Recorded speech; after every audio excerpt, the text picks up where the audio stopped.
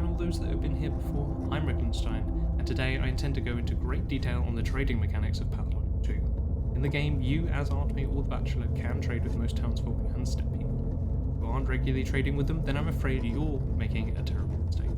In fact, trading is such a core component of the game that I will have to flag this video for spoilers.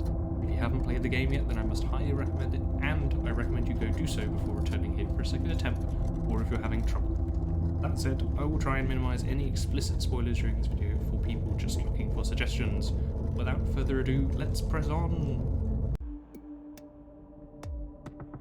As you are so helpfully informed early in the game, most people will refuse to trade with you if their trust is too low. This includes shopkeepers too, and can significantly impact your ability to acquire necessary material.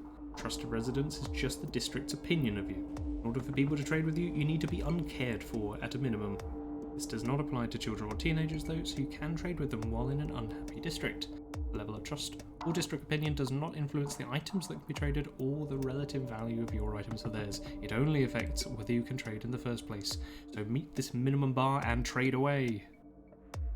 For the most part, it is very simple to keep trust above this necessary minimum after the early days of Artemy's run. However, be aware that attacking infected to get them to move out of the way and removing organs from bodies is a great way to lose trust.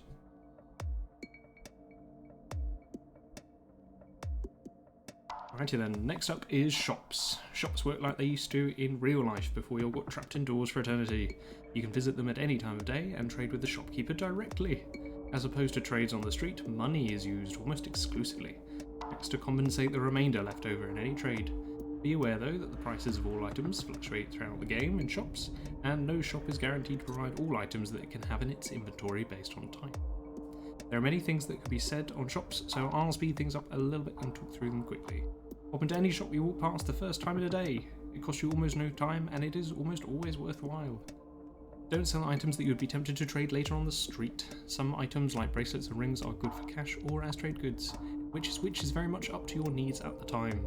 They are worth the most cash-wise in the middle of the game. In my experience, it is very difficult to keep clothes repaired for a substantial period of time in-game, especially on the later days. I regularly trade battered versions for fresh versions in clothes shops when I can. The value of an object, in shops that is not on the street, depends on its remaining vitality. Strongly consider buying all small items from nearby shops to facilitate street trading. These include chalk, pins, nuts, needles and soap.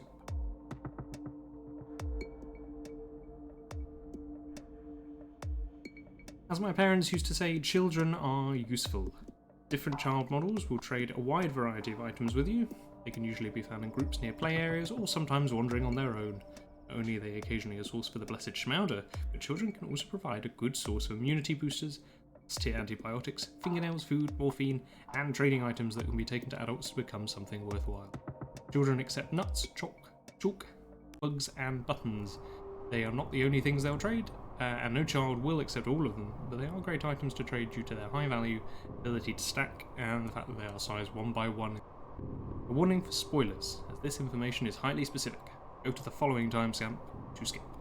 Here's a list of child models, with the items you can get from them, and the best items to trade in return based on value and inventory size in my opinion. Most of the time it is better not to trade items that can be used by the player, even if you have a lot of them, due to the changing rarity of some items over the course of the game. However, some items, such as tweezers, need only be used a couple of times, so trading these away after storing a couple at home is pretty safe.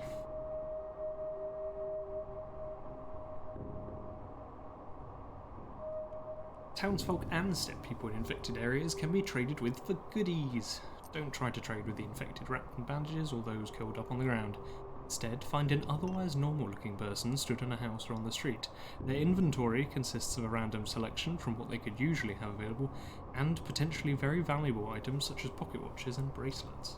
In exchange, they will highly value any pharmaceutical component, diagnostics, morphine or antibiotics. Due to the large quantity of morphine you can accumulate early in the game, and its high value to these people, I would recommend it for the trading. Due to their relative rarity, I would never pass up an opportunity to trade with these townsfolk, but do be wary of trading away components that you will need later. Consider, when trading antibiotics, trading the colour that you have the most of, even if it's stronger. Note that children often trade items that infected people are after, and this can be a good chain for turning relatively common and cheap items into bags of cash, or multiple pieces of useful equipment. And finally, the fellow traveller. This bizarre avatar of destruction and safety in the Theatre of Pain is available to trade with after watching the play performed in the theatre each night. The location of the store changes each day and is marked on your map upon exiting the theatre. He is available from midnight until 7:30 in the morning. His commodities are varied and useful, but perhaps the most interesting aspect of his store are the things you can sell to him. He accepts anything sharp and anything broken, dead, or useless. He describes it as the collection of things people no longer need, but he can be safely assumed to be some ghoulish incarnation of death in my books. You can usually purchase bracelets or other items that sell well as food and occasionally even the beloved Schmowder. Good items to trade to him are broken ampoules and bloodied rags, due to their high value to him and their small inventory size. However, if inventory size is still an issue, then consider keeping pins and other sharps to trade with him instead, as these are also useful for trading elsewhere and can therefore be thought of as less of a waste of inventory space. That covers most of the trading points that I can think of as of today. If you do have any suggested alterations, feel free to post them in the comments where others can see and learn from them too.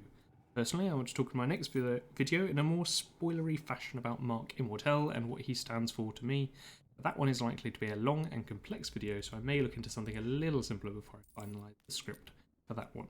As it is, I hope you enjoyed this video. As Artemy would say, goodbye.